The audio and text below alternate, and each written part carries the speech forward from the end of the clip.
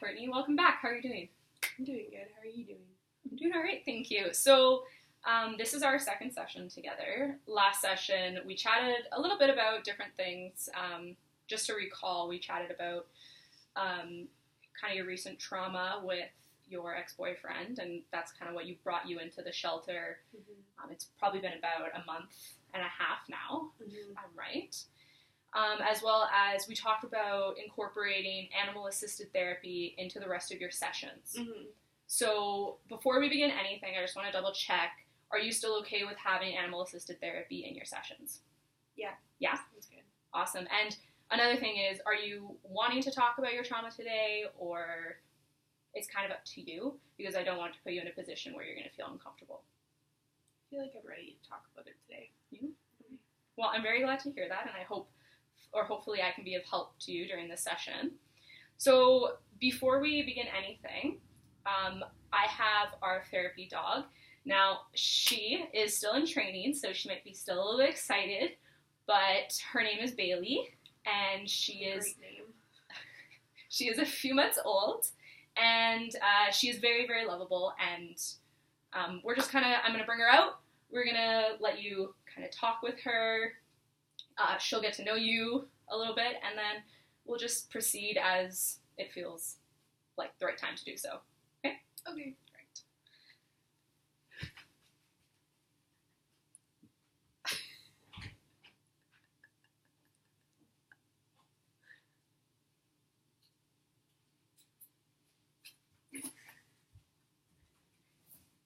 All right, Courtney, so this is Bailey. Hi, Bailey. Bailey, can you sit? Hi, Bailey. Girl. Hi. So, What if Bailey, she doesn't like me? that is a very, very common thought that, maybe dogs or other people might not like us. But you know what? She's sitting very, very close to you, and I know that she really, really likes people when she does that. And she seems very, very calm around you as well. Hi. Hi, Bailey. Okay. Hi. So I'm noticing that she's very much kind of leaned up against you as though you're supporting her, and Oh, she's looking at me. now she's even giving you kisses, which is a really, really great sign. Oh, good girl. I want to take a moment to just observe kind of how, at least what I'm seeing is kind of like weightless and just smiles on your faces, on your face. I love dogs. What's her name? Bailey. Bailey. Hi, Bailey. Great. You're Well- very calm. Wow. She is. How old are you? She's about 7 months old now. Wow. You're so calm for Yeah, so she gets to stay with us throughout all of our sessions from now on. Sometimes we might break halfway through a session to, let her go outside, do her business, and even get some fresh air, because it can be a lot on the therapy animals as well to kind of have to deal with, being around people 24/7. But for right now, she seems very, very calm in your arms. So, Okay. Where's your doggy? I just want to notice that she seems very, very open with you. Before we get started, just one thing that I know we chatted about last session with animal-assisted therapy is that animals bring in just this kind of sense of ultimate love and acceptance and no judgment at all, as I want our sessions to feel like that. Well, if you're ready, would you like to kind of begin our session? Sure. Yeah. So I want to just kind of learn a little bit more about your past relationship with your ex-boyfriend. So could you just give me a little bit of a summary that we chatted about? About our relationship? Yes, about your relationship before entering the shelter. Okay. We've been dating for a really long time before we broke up. I don't know, it was really good at the start, and then we got along really well, and I really liked him because he's not like any of my other boyfriends before. He was really nice, and like I was like really comfortable with him. And then like after a while, he would start to like do things that like would make me really uncomfortable. And then I guess like he lost his job, and he started drinking more, and then he started to like physically put his hands on me, and I don't know, like I was like okay with it for a while because I thought like, you know, he's just going through like a stressful time and stuff. But I don't know, like it kept getting worse, and like he wasn't trying to get another job, so I had to leave. Yeah. That sounds really, really tough. So from what I kind of heard you say is, you know, he used to be, you know, this really great guy, very, very nice all the time. And then it sounds like some stressors happened in his life, and he turned to alcohol maybe as a coping strategy for, you know, what he was experiencing. And that led to you experiencing some abuse from him as well. Mm-hmm. Yeah. Well, she can sometimes be silly, but she only does that with people that she really, really likes. So special. So when in this position, I kind of like to ask some of my clients when we bring in the dog that before we get into any other details, if Bailey was a human and was your best friend and was going through the exact same thing, what would you say to her? And I want you to actually say it to Bailey. What I say to Bailey,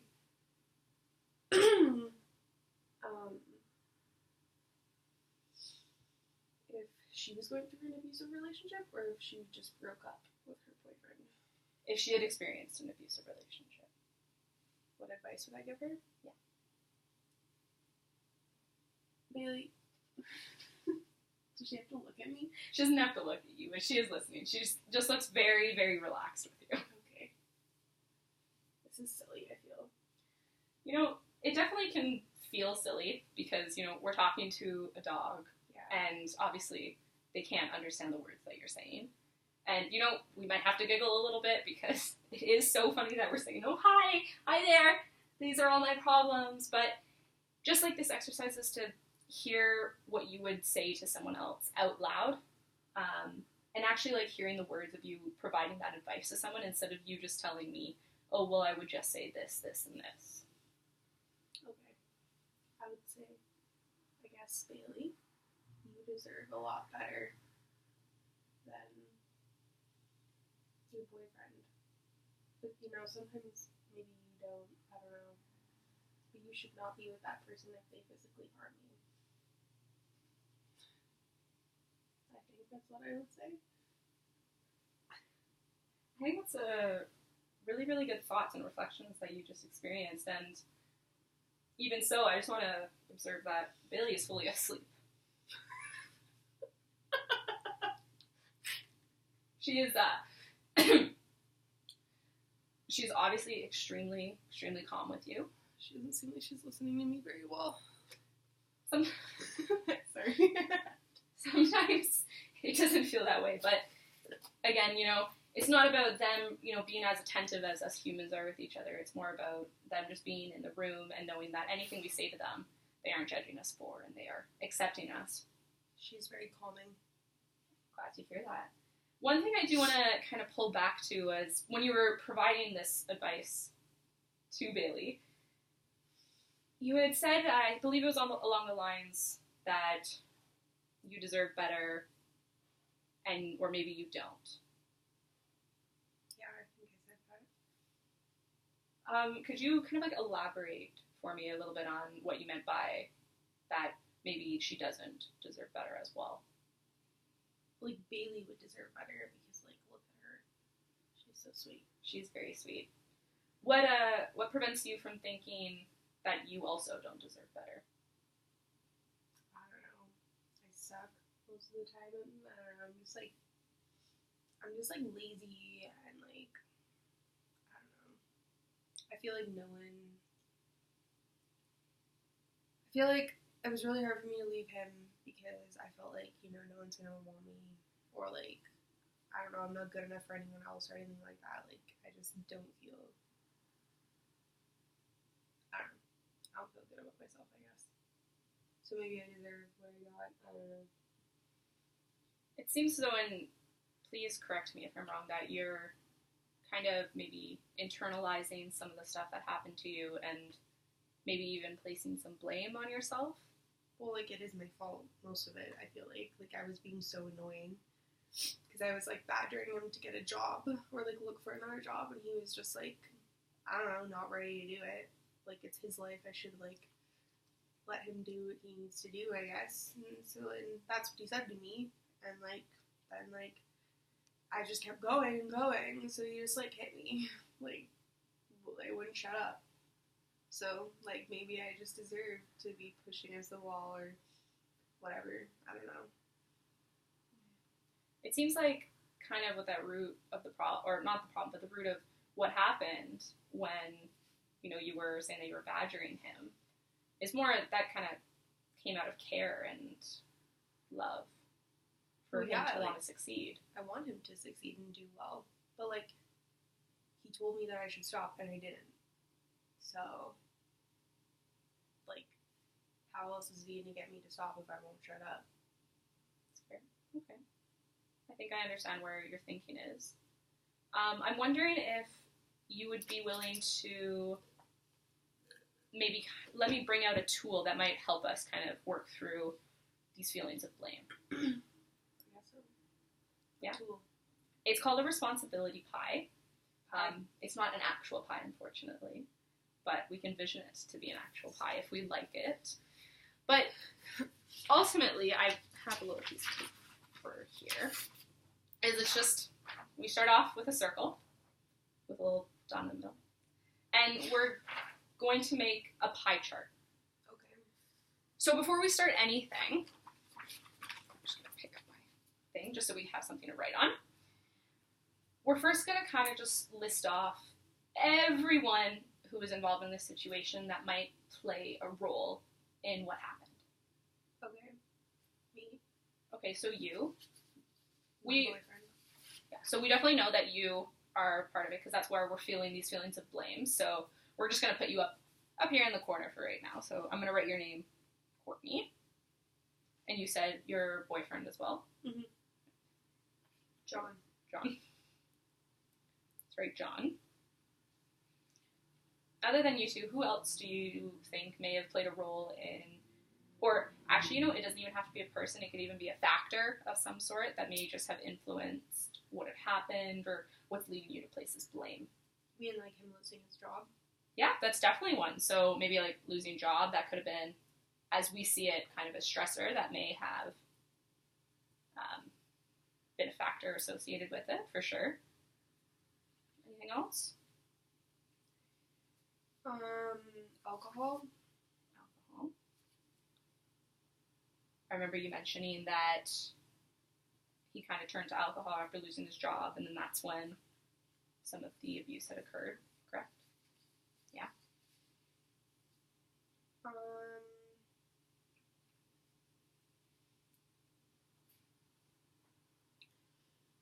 Do you think there's something else that I should add? It's completely up to you. We can put as many factors as we want in here, or as little. We just want to know kind of all the players and factors that may have contributed to the situation you're experiencing, so we can map them out.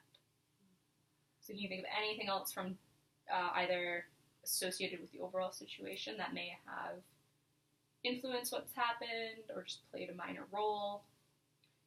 I don't know. Maybe, like, John's family, because, like, his parents were, like, pretty abusive to him, so I feel like it's just, like, a natural instinct for him. So it's, like, hard for me, you know, to, like, blame him, because, like, what if that's all he knows? So why? I don't know. I want to say that is a very, very good observation of yours, and very good deduction as well, to think back to, you know, where he came from, and even more so, your ability to empathize with him as well. To me, it shows very much that you have a lot of empathy and compassion. So I'm going to write John's family. So do we think there's anything else, or are those factors all the ones that we want to work with today? Sometimes I drink a lot, too. Okay. So alcohol, can I write alcohol for both you and John separately? I guess. That's what you think. Well, we'll put them in separately, but it's completely up to you how you choose to draw this chart out and what you include and what you don't include. Okay. So now that we've kind of outlined all the factors in it, we're going to move on to the next step. So I'm going to have you divide the chart up based on how much responsibility should be placed on each factor or player. But I want you to keep yourself for the very end. Does that make sense? So we don't have to work with percentages because that can get a little bit confusing. So we're just going to divide the chart up. So I'm going to give you this in the pen. And I really want you to ask yourself this question for each person and factor. How much is it their responsibility? So an example. And I was abused? Yeah. So as an example, say maybe I crashed my car and I decided to do this. I might put a quarter of the chart that it was poor visibility because there was a storm at the time. Does that make sense? Yeah.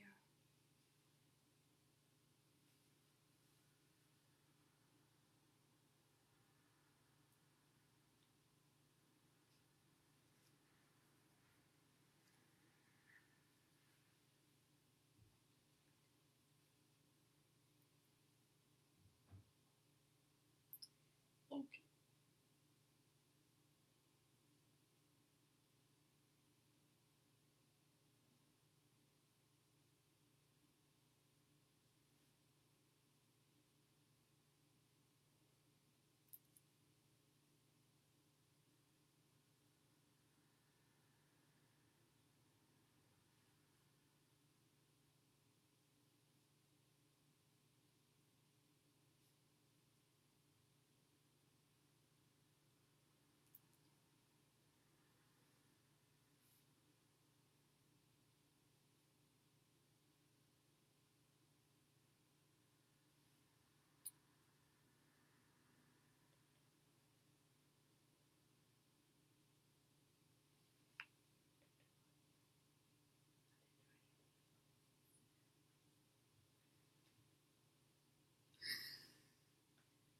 You know, I think Bailey is really, really liking you, by the way. I think I really, really like Bailey. Can I adopt her? Unfortunately, no, because she is in the therapy program, but she gets to come to all of our sessions. And in the shelter, we also have days where the therapy dogs come out and you just kind of get to hang out with them, maybe even take them on walks. Cool.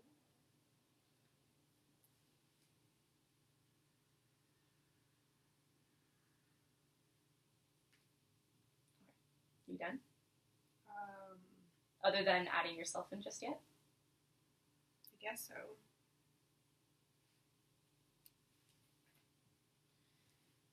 Awesome. So, it looks as though John plays quite a big role in our pie chart. Yeah. This blank space, are we going to put your name there or divide that up at all?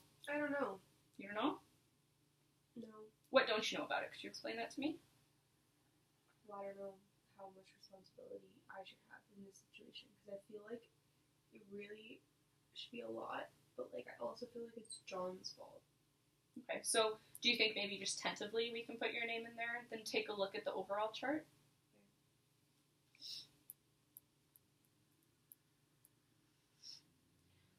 So when we're looking at this, we see that John's drinking, and John in general, plays quite a big role, almost half of our pie chart.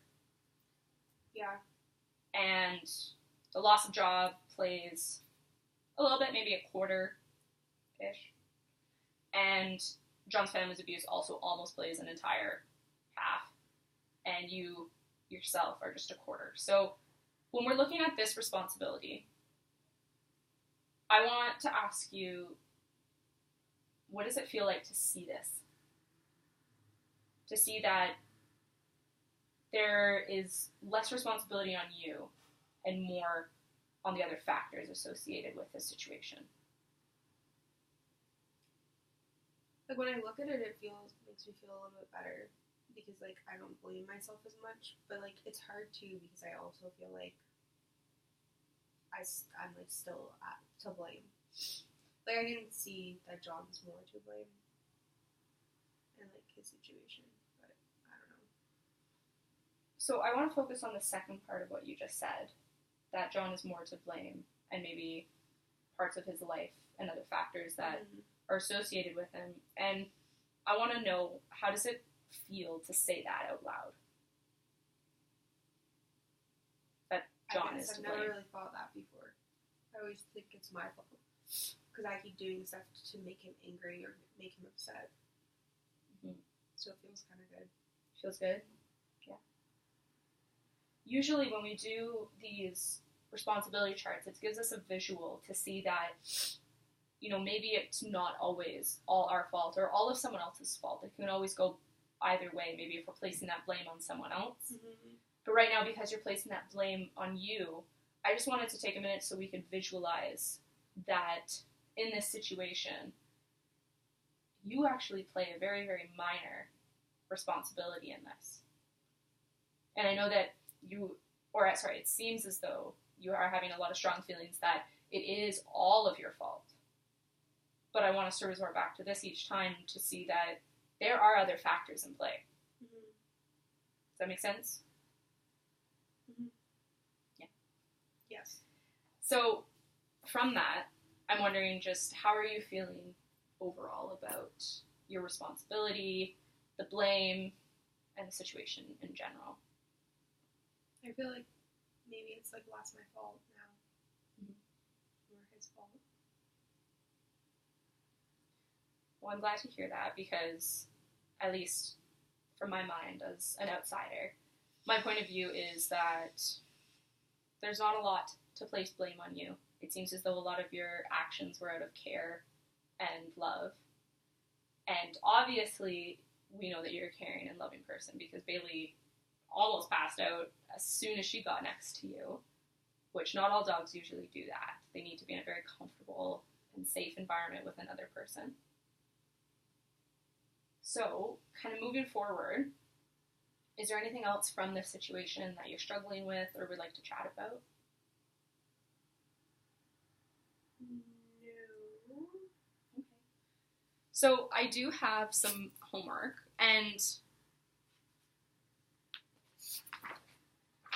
it is just another responsibility pie. So, in any situation when we're feeling maybe stressed out, or you're feeling that maybe you're placing too much blame on yourself, or maybe we're even placing too much blame on another person this coming week, I want you to just take a second and fill this out. There are different questions that I've provided you throughout each one. And if you complete it this week for next week's session, that's great. If not, that's okay. We could even maybe do it together at the beginning of next session. Okay. So I'll let you have that. And we're not going to close our session just yet. I just want to ask and inquire about some feedback from you on, how you are feeling this session went today, especially with incorporating Bailey in, and, maybe if there's any changes you want to make for next session. I don't know. Bailey makes me feel really comfortable. She seems very sweet, and I like that she's here. I like that I can pet her, because, that makes me feel more calm. Yeah. Because I usually just fiddle with my hands, which I probably did, but I'm going to pet her like this. It kind of gives you something to do. Yeah, gives me something to do. It helps me focus. I don't know. I think it went good today. I think this is a good idea. Well, if you want to know I like to tell most of my clients this, that the reason why animals are so relaxed most of the time around us, and the way they automatically kind of relax you, even if it's just simply petting them, is because their frontal cortex doesn't actually, they don't have one, so they don't have that judgment or that thought processes that us humans do. Mm-hmm.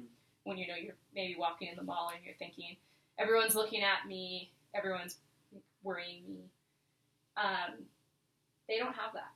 When they see someone, they automatically are just accepting, loving, and warm. So that is kind of their automatic self-regulation. Meanwhile, ours, as soon as we kind of get in contact with them, they automatically self-regulate us, which is very, very interesting. And they're just a natural calming factor for the most people that actually like animals. Of course, if you weren't a dog person, we wouldn't have suggested this. Is there cats? There are cats as well, yeah. I don't like cats. Well, we don't have to incorporate cats in our next session. I think you and Bailey may have kind of created quite the bond. And can I pick her up? Sure. Really? I just want to give you a hug.